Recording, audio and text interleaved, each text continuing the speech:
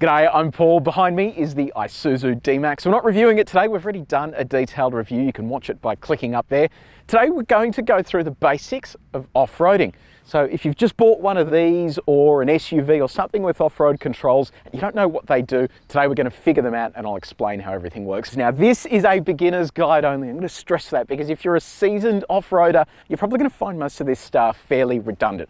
In this video, we're going to run through four-wheel drive high range, four-wheel drive low range, the rear differential lock, traction control, and then hill descent control. If you want to skip ahead, you can use the time codes up on the screen there, or if you're on YouTube, just scroll down and use the chapters below. And if you haven't done so already, make sure you hit subscribe and press the bell icon. It's going to tell you every single time we do some exploring. Now, before you get started, it is worth keeping in mind when you do go off-road, just be careful, because if it's muddy, if you're on terrain that's a little bit slippery, it is going to be easy to damage some of this stuff as the car moves about. So keep that in mind. Then on top of that as well, consider underbody protection. So while the D-Max has like a 2mm plate protecting the engine, some SUVs, some utes don't have anything under there. So if you're going to be driving over rocky or coarse terrain, it is worth considering fitting some underbody protection so that if you do knock anything, you're not going to rip the sump out of the car. Now, tyres. These are important as well, because with the tyres, you don't really want a tyre like this if you're going to be driving through mud. This is a highway terrain tyre. You can get all-terrain tyres that are a little chunkier. They're going to give you a whole lot more traction when you're driving off-road. Then on top of that, consider tyre pressures as well. Depending on the type of off-road driving that you're doing, you will need to adjust your tyre pressures. So keep that in mind, and that also means having an air compressor so you can pump them back up. Now, what happens if you do get stuck? Well, you're going to need recovery points. And you don't want to be just attaching a rope to any part of the car that you find. You need to be using the factory recovery points. So on the D-Max, for example, you have a recovery point just here. Never use the tow ball. If that rips off, you can take someone's head out with it. And if in doubt, just consult the manual. That will always have the right recovery points to use. Okay, let's kick things off with two-wheel drive mode and the rear differential lock plus the traction control. With your ute, it's going to be two-wheel drive, which is rear-wheel drive, or it's going to be permanent all-wheel drive. You can switch to a four-wheel drive mode, but for the moment, we'll just focus on two-wheel drive. When it is in too high range, that is when you have effectively an open differential. That means that torque is going to the wheel with the least resistance. So as we drive along here, we've set up an offset mogul, which is going to allow us to get one wheel off the ground. So there we go, we have our rear tyre off the ground. Now what's going to happen as I try and apply torque to that wheel, it's going to spin because that is the path of least resistance. So watch now as I try and accelerate. That's just spinning on the spot there. I can see the traction control light flashing because what it's trying to do is slow the movement of the wheel and pulse torque to the other side. So we create that as the lower path of resistance. Now, I hear you asking, what happens if you disable traction control? We'll switch that off now entirely. Okay, there it is there.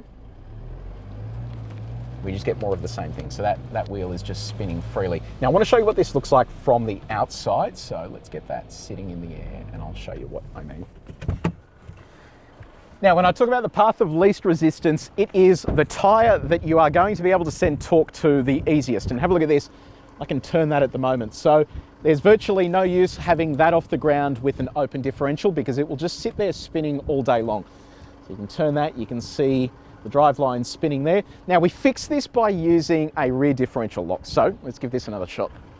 Righto, we're back in again, and this time around we're going to use the rear differential lock so I can show you the key differences. Now, depending on the vehicle that you're driving, some of them require you to go into 4 low range, like we do here in the D-Max, but either way, just consult your manual and then use this button here, which is the cross on the rear axle, and then it will engage the rear differential lock. Keep in mind a few things here though. The rear diff lock often needs you to be able to move so that it can engage, so there's no use turning it on when you're already stuck. You want to have all of these modes ready to rumble before you get into a situation. So keep that in mind. Now with the rear differential lock, what does it do? Well, it prevents one of your 2 rear wheels from spinning because it demands 50% of torque to be split between the rear axle. So it locks that in, so it's impossible to have one of the wheels on your axle spinning without the other one turning at the same speed, and that is what will get you out of a lot of these tricky situations where you have a crossed up axle. So let's give this a shot once more. We'll get ourselves into the airborne position, which is right about there where the car's seesawing. Let's hop out and have a look at the key differences between an open differential and a locked differential. Okay, take two. This time the rear differential lock is on, which means regardless of the path of least resistance, we have 50% of torque going to each side of the axle. That means when I try and turn this now, can you hear that? That's the diff lock preventing this from moving without the other side of the axle moving at the same rate. So that should mean when I put this into drive, this will crawl out of here. Okay, now watch this. So I'm going to put this into drive and I'll literally just let off the brake here and it crawls out of here. Because remember, when you are sending torque to the rear axle with that diff lock on, it has no choice but to send torque to the wheel that actually has traction, and that means you just walk out of these situations. Okay, let's move on to four-wheel drive mode, and we're going to use Log Mountain here. It's not an incredibly steep incline, but there's ruts and it moves around a fair bit, so it's going to struggle to get up it in two-wheel drive mode. And the way four-wheel drive mode works, depending on the ute or the SUV that you've got, they generally have a center differential or a clutch pack in the center that forces the vehicle to send 50% of torque to the front axle and 50% to the rear axle, and that effectively doubles your traction. And while you can probably get up here in two-wheel drive if you give it a run up, it's not ideal, but I will show you how this works with no differential lock on and traction control on. We'll try and get up here in two-wheel drive mode. So initially I can feel a little bit of slippage there, and the traction control light is now flashing, indicating we're not getting anywhere. So let me run back a touch, and just to show you that it's not just the traction control that's holding us back, I will switch that entirely off and we'll give this one more crack. Okay, there we go. Go slightly quicker now as well. Okay, so immediately I'm struggling to get anywhere here. There we go, that's now well and truly stuck. And if I just stay in that, it's just going to spin the wheels. So all we're going to do now is engage four-wheel drive mode. Now, depending on your vehicle, you can do this at speeds of up to 100 kilometers an hour. And there we go, that is now active. We'll give this another crack. Now I'm gonna crawl up at this time, just to give you an idea of how much easier and relaxed this is.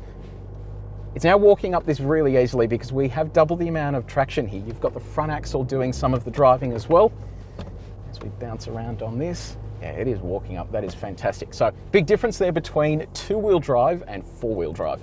Okay, there is a caveat to using four-wheel drive modes though, and that is that you only want to be using them when you are on an unsealed surface.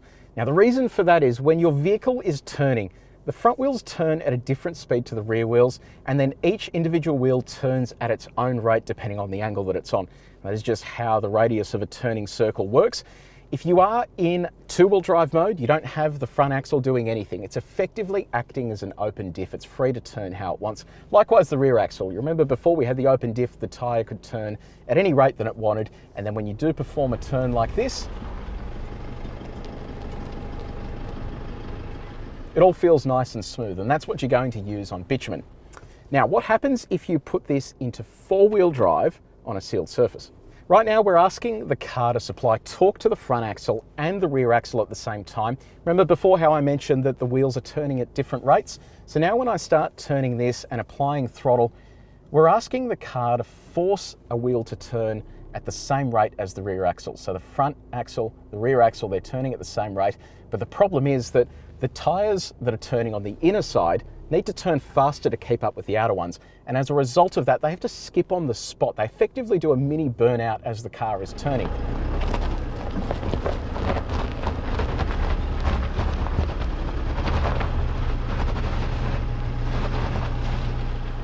Now you can imagine on bitumen, there simply isn't enough torque for this to happen, and you can bind up the transmission and cause permanent damage.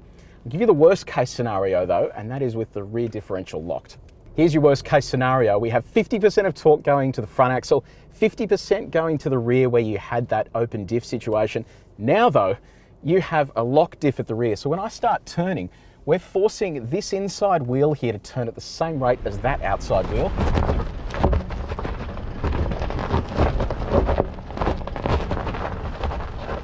And it is literally skipping along on the spot. I can feel it shunting the car along. So it works here because we're on a loose surface. It has the ability to turn, but if you are on bitumen, this is a fast track to a ruined transmission, a ruined drive line. So you just need to be careful where you are using these four-wheel drive modes. Moving on to low range, this is the thing that confuses a lot of people. When do I use low range? What is it? How does it work? Well, low range is a separate set of gears. So it does away with the standard transmission and it uses a low range transfer case. And that means that you're getting tighter gearing and more torque with that tighter gearing. That's going to give you better control, and you need control when you're faced with stuff like this. It's a steep incline with rocks, and you don't want the car surging ahead in terms of wheel spin. You don't want your foot going on and off the throttle, unsettling the car. You want everything to be nice and steady. It also works well for descents because you're able to control the speed a little bit better. So we'll go up the rocks in low range with the rear differential locked. We'll come down log mountain with engine braking, and then we'll do it once more with hill descent control so I can show you how that works too. So to engage low range, you have to put the car into neutral because you are disconnecting that original gearbox and connecting to the low range transfer case. So we'll pop that into 4 low. You'll hear a thunk. It switches off all your stability control systems and safety systems. One more press activates our rear differential lock. Okay, that's all active. Let's give this a shot. So you want a spotter outside if you're doing a climb like this for the first time. Eagle's already showed me the way up here, so we're not going to damage anything. And this is all about being slow and steady. You don't want to be rushing up here because you'll damage something. This is where your underbody protection comes in to help damage the underside of the car. And we're just crawling up this. We roll onto the throttle and nothing is happening suddenly. It's all happening gradually. It is climbing up here really easily. Beautiful. Okay, we have made it to the top. Now let's head down log mountain. What I'm going to do here is manually select first gear. So that's going to lock that transmission into first gear and it'll hold a nice and steady pace. All I'll do then is just let go of the throttle and then it'll send us down the logs nice and easily. Here we go. There we go. I haven't got my foot on the brake, haven't got my foot on the throttle, and we're just gradually moving down there. Looks a little bit rough, but it's not that bad. Okay, let's give that another shot. This time around, we will use hill descent control. Okay, so hill descent control is activated by pushing this button. It'll be different on each vehicle, but same story here again. We're not going to touch the brakes. Look, I don't love hill descent control because you're kind of leaving your life in the hands of the car. So right now I've got my foot off everything and it feels like it's running away a little bit, but I can hear it active in the background there. Yeah, it's definitely going down quicker. And you can imagine if you do have muddy terrain and stuff like that, you really want to be in charge of the descent rate. So look, hill descent control works okay, but I'm always in favor of just doing the gearing myself. So there you have it, the basic 4-wheel drive controls in your new dual cab ute, your new SUV, whatever it is. Most of them work roughly the same way, so you can adapt to what you've learned here and put it into practice. Always remember though, it's all about tires, pressures, and just being sensible out there and making sure you check the terrain that you're about to drive on. Don't look at it after you're stuck. Now, if you did enjoy this video, make sure you hit the like button. Also follow it up with the subscribe and press the bell icon so you can find out every single time we do these how-to tippy type fun videos. But until next time, take it easy.